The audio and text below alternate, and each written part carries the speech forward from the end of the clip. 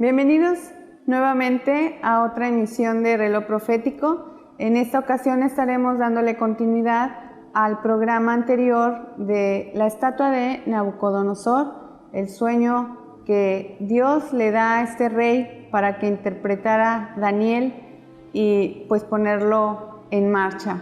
Estamos aquí también con nuestra compañera Connie, nuestra hermana e investigadora. Bienvenida, Connie, que es la que nos estará pues explicando para poder aprender de este sueño. Pues yo creo que aquí todos estamos aprendiendo y nos llama mucho la atención que el Padre nos pone esa inquietud por querer conocerlo y aprender más de lo que está escrito en su palabra y que después se queda en la historia como un testigo fiel, Susi. Fíjate que es difícil el hecho de que entendamos que es una profecía, ya lo decíamos en el programa anterior, pero sí es difícil comprenderlo, el que te dicen qué va a pasar o el que tienes que escudriñar, que tienes que investigar y conocer tantos conceptos, ir al origen, a veces se nos hace muy difícil, ¿no? Pero por eso estamos aquí, ya invitamos a la gente a que lo haga en sus casas, que siga escudriñando, que siga investigando lo que es Daniel 1, Daniel 2, para que el Señor a través de la palabra también les pueda hablar y revelar lo que es todo el sueño de Nabucodonosor. Sí, tendríamos que tomar en cuenta la historia, los sucesos, la cultura, Susi, la cultura, el lenguaje. Así es. Sí, que de alguna manera todos estos elementos forman parte de lo que está escrito en la palabra y no podemos pasarlos por alto. Entonces, quizás si lo hacemos desde una perspectiva diferente, vamos a terminar distorsionando lo que ahí está y estaríamos comunicando un mensaje erróneo. Y eso pues es lo que nos da un poco de miedo para no caer en eso, Susi. Por eso es necesario contemplar el estudio de la palabra, esperando la revelación de Dios, como la tuvo Daniel en su tiempo, sin dejar fuera el lenguaje, la cultura y los sucesos que ya han estado pasando y marcando la historia. Connie, ¿te parece si vamos a una nota? Medos, persas y su alianza. ¿Quiénes fueron los antiguos medos y persas? En un principio, este inmenso reino ocupaba la región situada al norte del Golfo Pérsico, pero acabó extendiéndose desde el mar Egeo y Egipto hasta el noroeste de la India e incluía Judea. Asentados en la llanura de Irán, los medos se encontraban en el norte de la meseta, aunque con el tiempo se extendieron a Armenia y Cilicia. Por su parte, los persas habitaban la parte suroccidental, al este del valle del Tigris. A mediados del siglo VI a.C., los dos reinos se hallaron a las órdenes de Ciro y formaron la potencia mundial medo-persa. Ciro tomó Babilonia en 539 a.C., extendiendo sus dominios desde la India al este, hasta Egipto y la actual Turquía en el oeste. Durante 1700 años, el gobierno de este imperio llegó a extenderse a 3 continentes, siendo así considerado uno de los mayores imperios de la historia. Persas y medos fueron gobernados por varias familias nobles, una de las cuales produjo la dinastía de reyes aqueménidas, linaje real del que procede el fundador del imperio persa, Ciro el Grande. Hasta entonces, los medos habían dominado a los persas, pero Ciro consiguió una rápida victoria sobre el rey medo Astiages y capturó su capital Ecbátana en 550 a.C. Este dato lo mencionan en Daniel 8, 3 y 20. Ciro combinó las costumbres y leyes de ambos pueblos, unió sus reinos y dio expansión a sus conquistas. Fieles tributarios de la plata, los medos quedaron bajo el dominio de los persas. Por su parte, la organización imperial persa manifestó una considerable habilidad administrativa. En cuanto a la religión, había un dios principal a quien se le rendía culto, Ahura Mazda, además de Mitra, a quien con el tiempo no solo se conoció como un dios de la guerra, sino también como el dios de los contratos, cuyos ojos y oídos siempre estaban alerta para poner en el descubierto a quien violara un acuerdo. La Biblia cuenta que el rey Ciro II liberó a los judíos cautivos en Babilonia y les dio permiso para regresar a Jerusalén y reconstruir el templo de Dios, el cual los babilónicos lo habían destruido en el año 607 antes de la era común. El relato lo vemos en Esdras 1 del 1 al 7 y 6 del 3 al 5. Bueno, regresamos de esta nota de contexto general, Susi, donde nos queda un poquito más claro quiénes fueron los medopersas. Sí, y por qué este imperio. Hablábamos de cómo se sigue la línea de tiempo y me llama la atención esa, en la estatua, lo que es el imperio medo-persa, aparece así, con los brazos doblados. ¿Qué significa el doblar estos brazos? ¿Tiene algún, no sé, algún poderío o tiene algún mensaje? Bueno, estamos hablando de una estatua donde nos está hablando por segmentos de imperios. Así es. ¿Sí? Imperios que están marcando un tiempo de la humanidad. Y pues obviamente en cada uno de estos imperios, sí, lo que resalta es el dominio, es la gloria humana, el ansia de poder, el ansia por el poder, sí, el querer conquistar. ¿Sí? De la manera que cada uno de estos imperios se fue moviendo. En el caso de los medopersas, el hecho de que ahora pasemos de oro a plata, pues nos habla de una degradación. Ya no sería tan vigoroso, tan poderoso como el reinado de Nabucodonosor, pero tiene su importancia. O sea, estamos hablando de que el imperio de Nabucodonosor, que se reflejaba o se caracterizaba por el oro, era el más fuerte. Aparece la plata, que es el pecho, que es el otro imperio, que es el imperio medo-persa. Estamos hablando de que este no es tan fuerte como el otro. ¿Y cada uno así? Sí, va a ir degradando el material del que aparece en la estatua, ¿sí? Para marcar los tiempos de los diferentes imperios. ¿Sí? En el caso de estos de los medopersas, me llama mucho la atención, Susi, cómo, así como Nabucodonosor fue el oro y le rodeaba el oro y fue construyendo su imperio en oro, en este caso es la plata y los tributos también son en plata. Entonces, una vez que estamos entrando en esto, me gustaría retomar la escritura de por qué se hace la transición de este gobierno de Babilonia al de los medopersas, qué es lo que pasaba ahí. Cuando Yahweh le hace reconocer a Nabucodonosor que realmente hay un Dios soberano, poderoso, que gobierna los cielos y la tierra, después de su locura y el juicio que cae sobre Nabucodonosor, para que reconozca que pues él no es Dios. ¿Sí? Viene el tiempo del hijo de Nabucodonosor, donde pues no volteó a ver los sucesos en los cuales tuvo que ver su padre, ¿sí? Y no aprendió de eso. Por eso es importante voltear a ver la historia, lo que aconteció. ¿Estamos hablando de las dos Babilonias? ¿De ahí parte? Bueno, ¿sí? Vamos a entrar en la transición de Babilonia a los medos y los persas, y el por qué vino este reino a ocupar el trono que había dejado vacante Nabucodonosor con su hijo. ¿Por qué vino esta partición? ¿Sí? ¿Por qué este reino se acabó? Este hijo de Nabucodonosor lo que hizo fue, dentro de una fiesta, tomar los elementos sagrados de Dios y los empezó a tomar para sí en una fiesta. Pero si quieres, ahorita seguimos continuando con el tema porque nos vamos a ir a un corte y retornando profundizamos en el tema de los medos y los persas.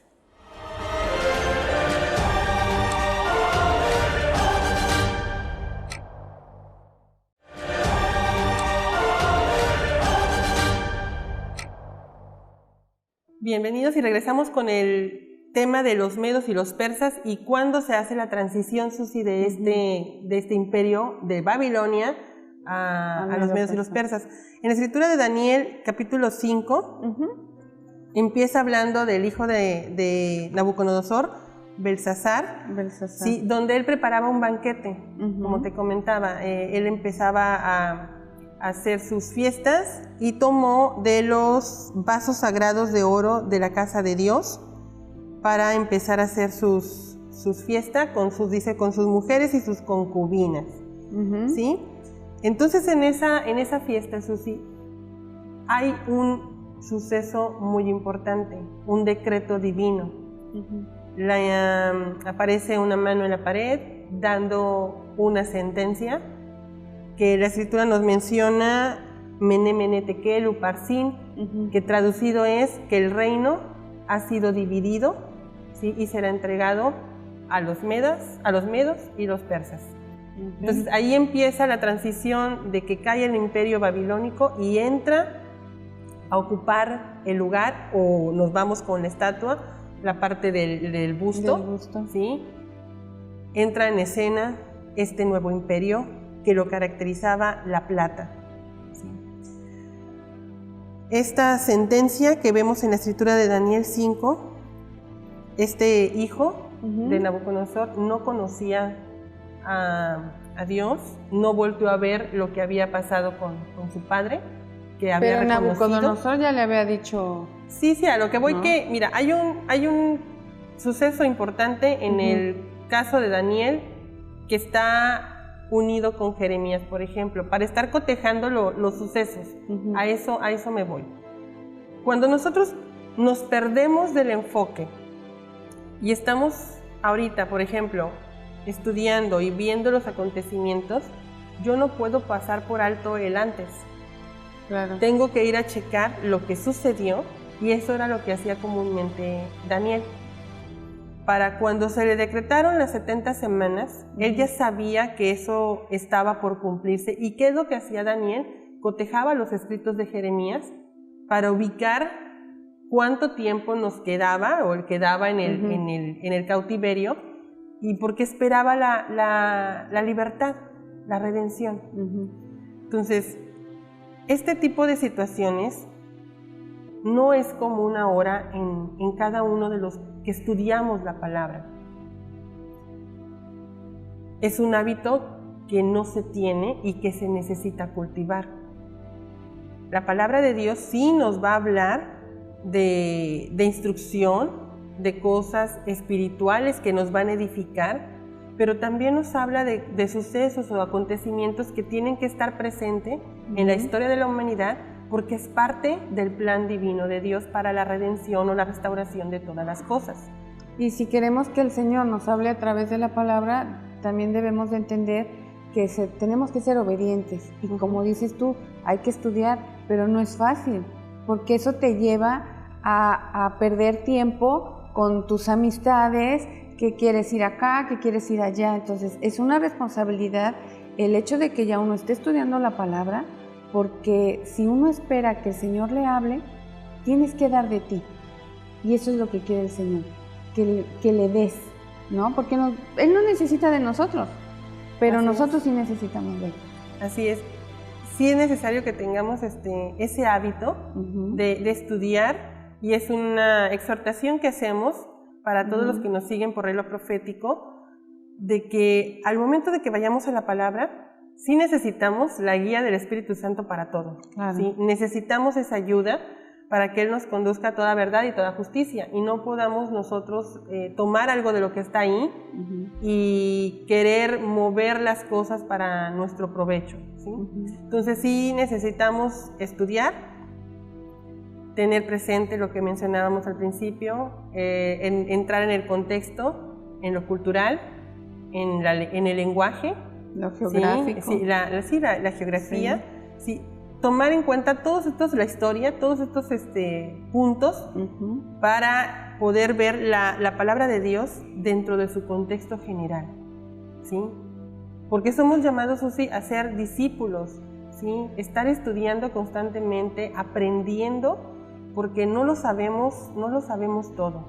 Sí, la palabra es clara, nos dice en parte conocemos y en parte profetizamos, o sea, en parte hablamos.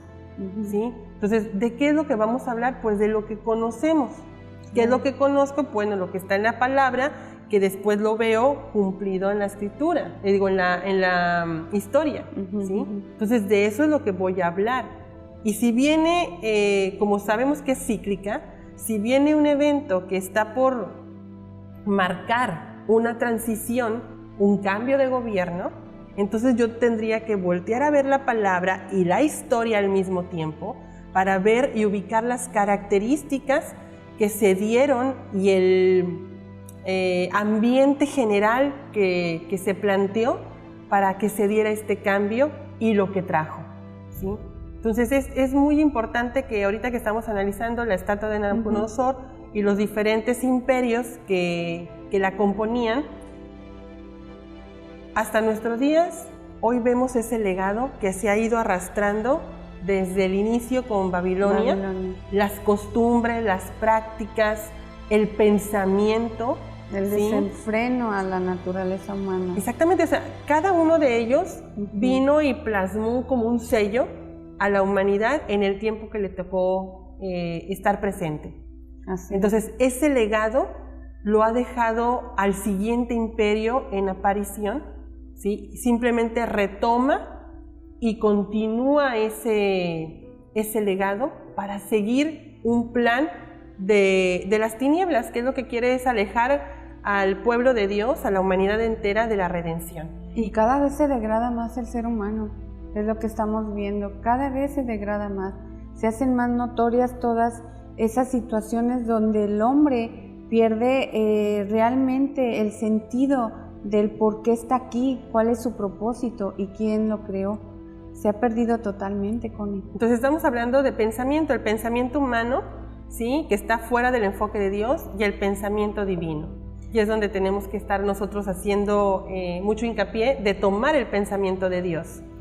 Se nos terminó el tiempo en este bloque y continuamos con las entrevistas que le vas a hacer a nuestros compañeros que vienen de fuera, unos hermanos preparados en lo que son los imperios, que tienen conocimiento, y pues los esperamos en el siguiente bloque. Y este es Reloj Profético.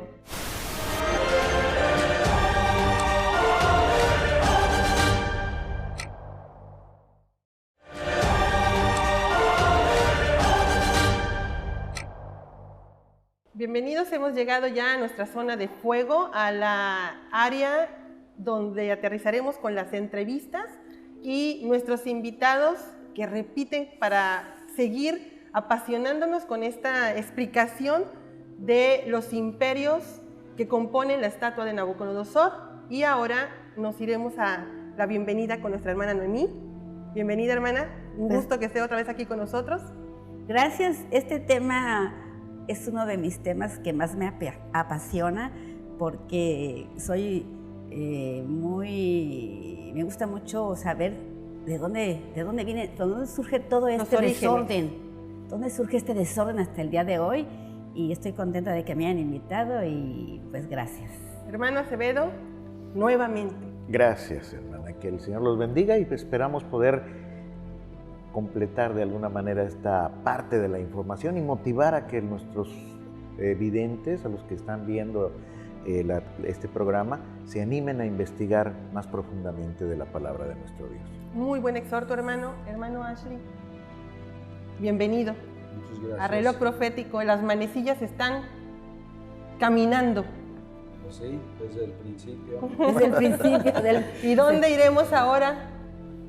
Pues la verdad, por eso estamos aquí. Ok, Para perfecto. investigar. estamos investigando, dice, porque nuestras decisiones de hoy definen nuestro futuro, ¿verdad?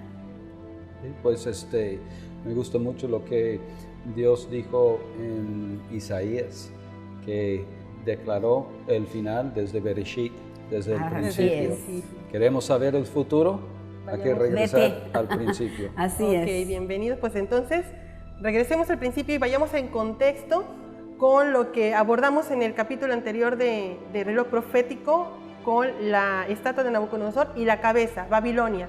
un breve resumen, hermana, si nos quisiera aportar lo que abordamos en el capítulo anterior para entrar de lleno ahora al siguiente imperio, Medo-Persia.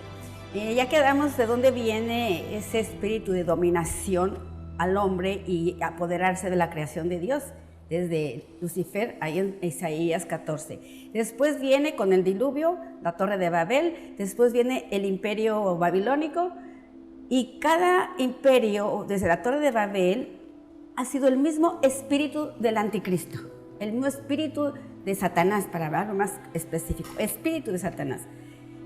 Entonces cayó en Cam, después en Nimrod y después a Nabucodonosor, pero con las mismas características, siempre dominar la humanidad y apropiarse de la creación de Dios, sujetando al hombre al poder satánico, porque eso es lo que representa ese espíritu babilónico. Entonces ahora nos pasamos al Medo-Persa con las mismas características y ya degradado, porque cada imperio se va degradando. Dice que los imperios han caído por tres cosas. Caen primeramente por la idolatría, segundo por un desenfreno sexual y tercero por la codicia. Y ahora pasamos, y cómo va esas tres características, cómo ha ido degradando a la sociedad en la vida de todos los reyes de Israel y hasta el día de hoy a los gobernantes, y sigue adelante con este imperio. El tiempo, hermano, el año del imperio de los medos y los persas, ¿qué nos puede decir la historia? Pues continuando con la secuencia que nos viene platicando la Escritura, Babilonia había llegado a la cúspide, se sentía la gloria de ese momento. Precisamente después habla Daniel cuando aquel hombre tiene otro sueño de aquel árbol en donde todos los animales y todas las bestias se cobijaban, se posaban ahí, ¿verdad? Y donde ese orgullo que declara, ¿verdad? Yo he hecho esto, no le da la gloria al Señor, y donde se cumple en su vida, y de alguna manera esto termina con él, esa cúspide de Babilonia, y luego cuando termina su vida y lo transmite a su hijo, que desgraciadamente no tenía el mismo poder, la misma autoridad, y donde precisamente, como decía mi hermana, se degrada completamente, y en lugar de darle la honra y la gloria a Dios, se siente él grandioso y se aprovecha precisamente de ese poder que tuvo su padre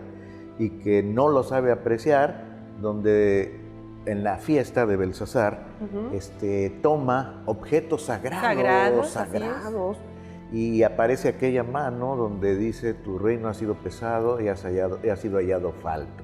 Por eso se va a entregar tu reino a otro.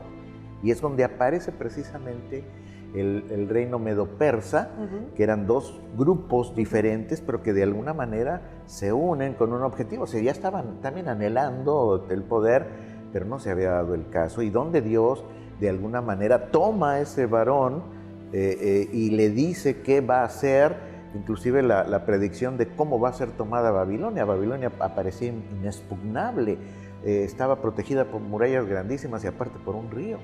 Pero curiosamente ese río es desviado y exactamente por el río entran. Y la noche que Belsasar está haciendo esta fiesta y que ve esa señal, le pide una interpretación, no encuentran hasta que la mamá le dice: oye, ¿sabes que hay un siervo de tu papá?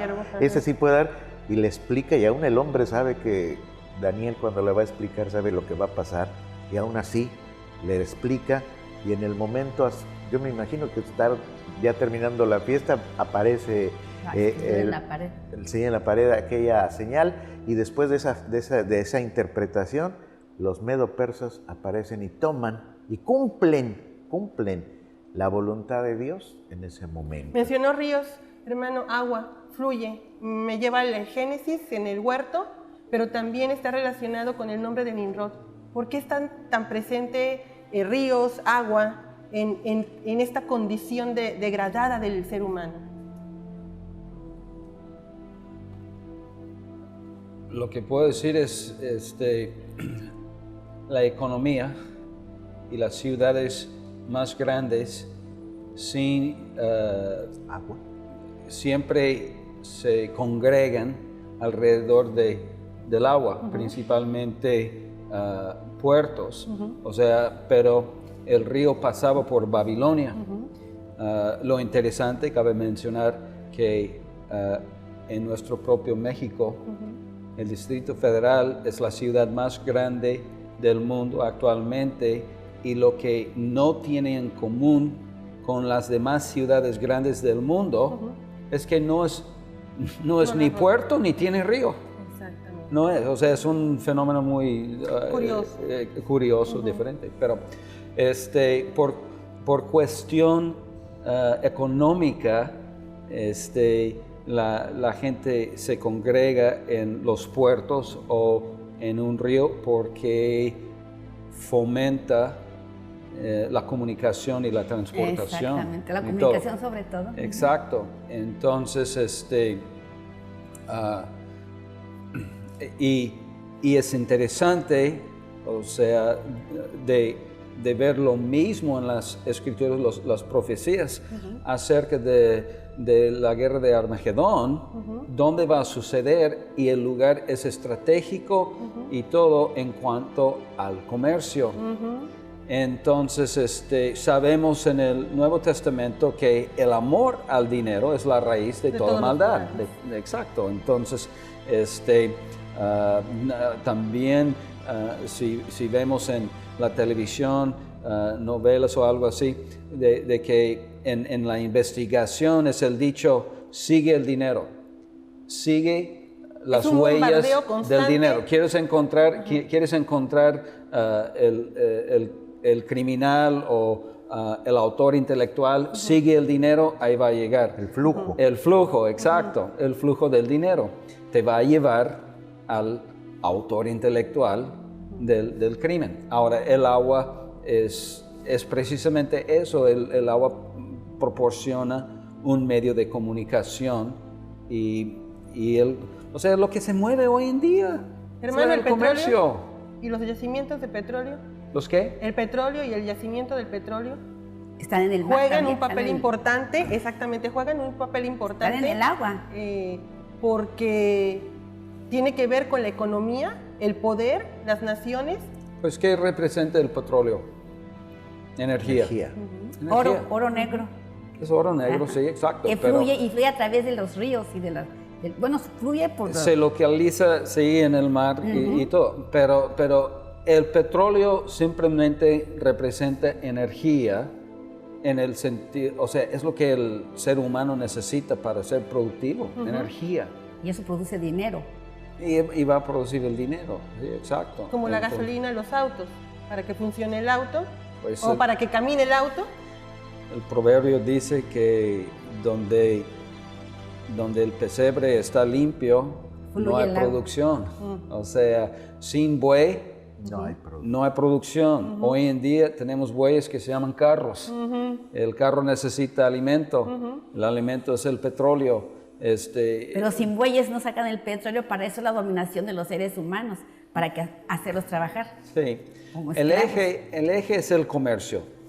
Exacto. El billete. Y usan al hombre para que produzca esa riqueza. Exacto. Por eso la dominación de estos imperios, dominar los pueblos a los seres humanos para que trabajen, para que engrandezcan sus imperios. Exacto. ¿Las alianzas qué papel toman en todo esto? Las alianzas. Si estamos viendo que el flujo se mueve por el comercio, la economía, entonces, ¿alianzas un imperio solo puede subsistir? ¿O necesitan que apoyarse? Pues en lo básico, las alianzas o pactos existen para aprovechar la supervivencia del ser humano. O sea, todo pueblo tiene sus debilidades. Entonces busca alianzas para cubrir o suplir esas debilidades.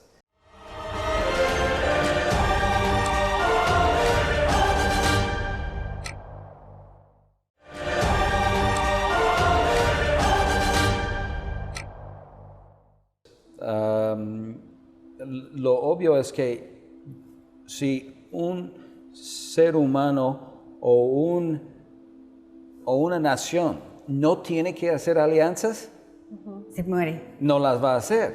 Pero no, Es sí. autosuficiente. Pero realmente, ¿quién puede decir hay. que es autosuficiente? No existe, no exacto. existe. No, La exacto. alianza es vital. Entonces, gracias a Dios, este mundo es de tal manera que los seres humanos, las naciones, tienen que hacer alianzas, ¿sí?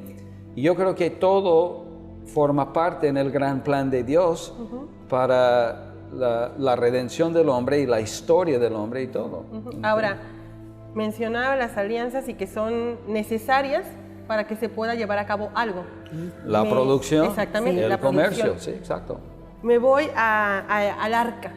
El arca fue hecha de madera de acacia y cubierta de oro. Ahí estamos viendo una alianza. O el arca del pacto. Ajá. Yo estuve en el arca de Noé. Sí, no, el Pensé, arca, el ¿cuál arca. hora? No, ya me lo está viendo calafateada. Exacto, sombría. sí, sí. Ok. Pero también Ok. una alianza, El arca de la alianza del Señor. Ahí estamos viendo una mezcla de un elemento, de un material con otro. Madera con oro, hermano. Pues sí, podemos ver la madera representa al hombre, el oro representa el Espíritu de Dios o el reino de Dios, y sí hay una... Siempre lo mezclan, quieren mezclar siempre lo divino con lo mundano, como se va a decirse, ¿no? Sí. O sea, estamos viendo que es un principio divino de parte del Señor que quedó estipulado ahí para mostrar un propósito o algo, y el hombre ha querido intentar hacer esas mezclas o alianzas para conseguir sus fines o llegar a un punto en la humanidad. Pero yo pregunto ahora, ¿por qué Medo-Persia y por qué no primero Persia y luego los medos? Precisamente lo que estaba platicando mi hermano al respecto de alianzas. Si un imperio no necesita aliarse, va solo. En este caso, los medos y los persas por separado no podían enfrentarse a Babilonia. ¿Sí? De hecho, precisamente representaba que los medos eran una población un poco menor, pero ya unidos los dos creaban un imperio que sí se pudo enfrentar contra Babilonia. Y de esa unión, aunque uno era más débil, pero ya junto con el fuerte, tuvieron esa oportunidad de enfrentarse. Básicamente, después nos los platica Daniel en las visiones que tuvo de las bestias. Al primer imperio lo consideraba como el león, Babilonia. Y para eso era, vamos a decir, en la naturaleza casi siempre han dicho que el león es el rey de la selva. Pero ya después la segunda visión, la segunda bestia era un oso que rengueaba de un lado, o sea, tenía una debilidad. Pero este oso, al ser, vamos a decir, representaba un animal poderoso. Por el tamaño, la figura, voluminoso. Exactamente. Entonces, los medo-persas, en esa unión que tuvieron, que tal vez no era precisamente pareja, pero que se involucraban los dos, implica que tuvieron la habilidad y la voluntad. De hecho, cuando empieza precisamente ya el segundo imperio, estos dos se van supliendo uno al otro. O sea, primero fue un medo y después un persa, después un medo. Se alimentan uno del otro. Exactamente, se van. Sí, exactamente. Entonces cada uno va teniendo una oportunidad en esa fortaleza. En esa alianza. Exactamente. Entonces también hoy en nuestra existencia sabemos que los humanos, anteriormente cada imperio en un momento pudo haberse sido importante. Roma, ¿sí? Mientras fue solo no tuvo oportunidad ningún otro imperio, pero ya cuando empezaron a aparecer otros imperios y va sucediendo, pues necesitaron de alianzas. Hoy la humanidad, no hay un imperio global, tienen que haber alianzas, por eso diferentes potencias en el mundo se tienen que aliar, porque no pueden solos. El tiempo, hermano, hermana, el tiempo del surgimiento, el año en el que surge el imperio Medo-Persia. Surge más o menos como en el 500, entre 500 y 600. La plata, ahora vemos este imperio con la plata.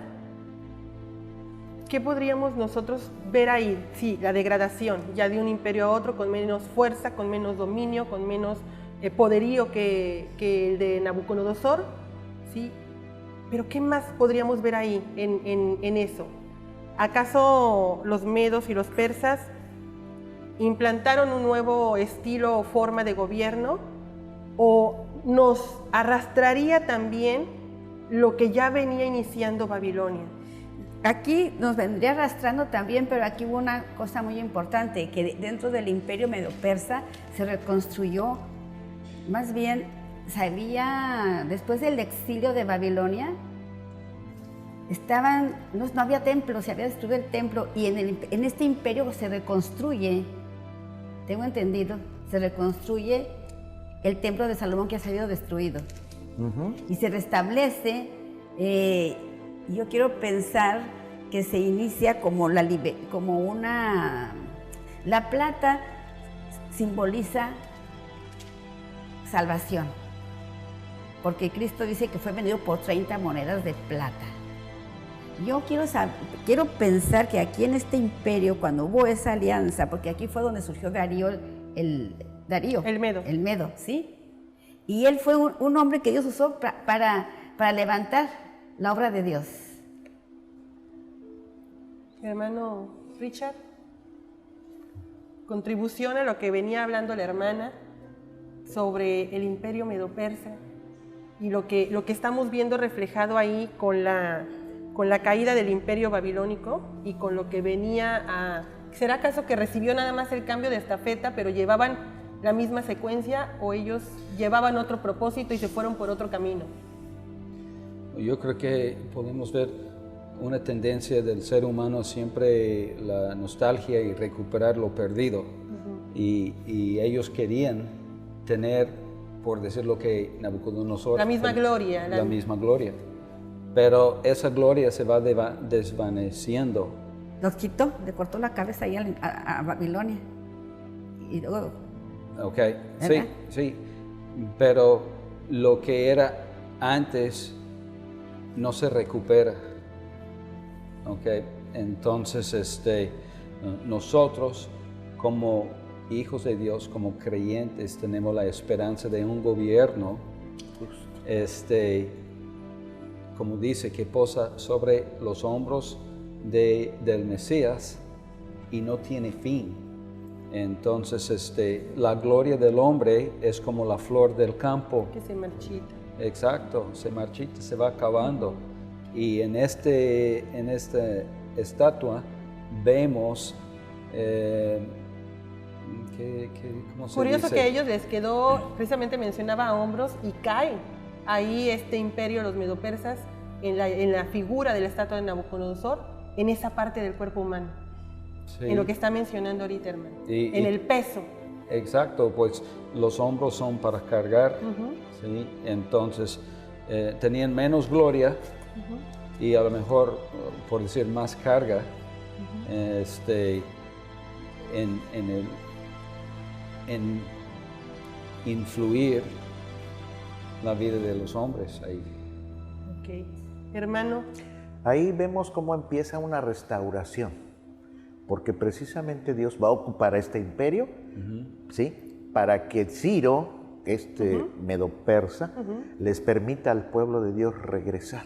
Se cumplen 70 años, un periodo determinado, y va a iniciar otra situación, un momento de tranquilidad para el pueblo, para que se pueda resurgir, pero que tiene que volver a sus raíces. Si no, va a venir otra vez, y eso es lo que acontece con el siguiente imperio. Entonces, el propósito de que haya aparecido este imperio nos hablaría, en el caso del libro de Daniel, de la manifestación nuevamente del Señor en la vida del ser humano, como anticipando lo que tendría que venir a ser Yeshua, mostrando esa redención que traería a la humanidad como antesala con los medopersas, de cómo el ser humano había sido degradado, queriendo dominar, queriendo ejercer control, y llegar al punto en el que el Mesías tendría que estar ahí plasmado en lo que narraba Daniel en los capítulos